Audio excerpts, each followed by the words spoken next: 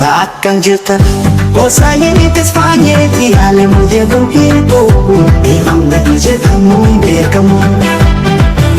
Bakang jirta anile siragaye Agogon bandisu Walinya achu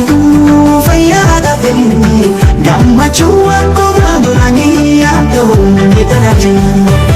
Osonsi walin jira bene Najituna Gargar bahuwana Iblis na bumikudu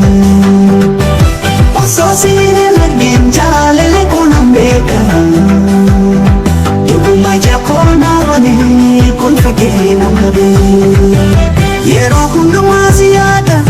Akto ko tindara ko duftana Dakika kong nanatapla Gargar bahung karabadala Begitu jiragan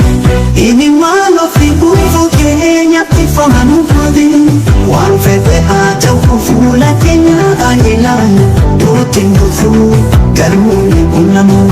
Jalala kona foksi Gafto ko waliti debina Yero ingin ma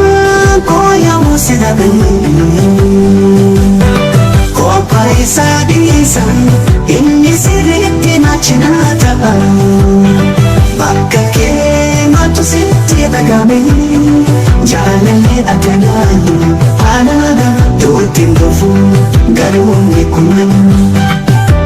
Jalala kona foksi Gafto ko iti debina Yero ingin ma Koya mo sinabi Isa bisa Ini siriti na chinata Bakka ke matu sitti dagami Jalali atanafkabdu Akkamitti sirratti di pagisisera Akkam jirta anile si gabebe Anugun dandeessu Waliin nyaachuu fayyaada bee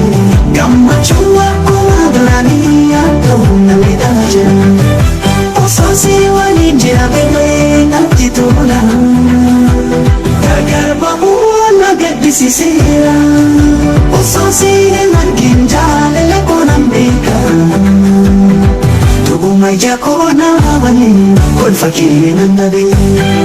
Yaadni tokko jireenyaatti dhufu yeroo argitu kan duri Hin buufin jaalallee konkoluu kan hin jireenya Jabaannee abdii haa jiraannu Wanni gargaarnu nu baasus jaalala fuula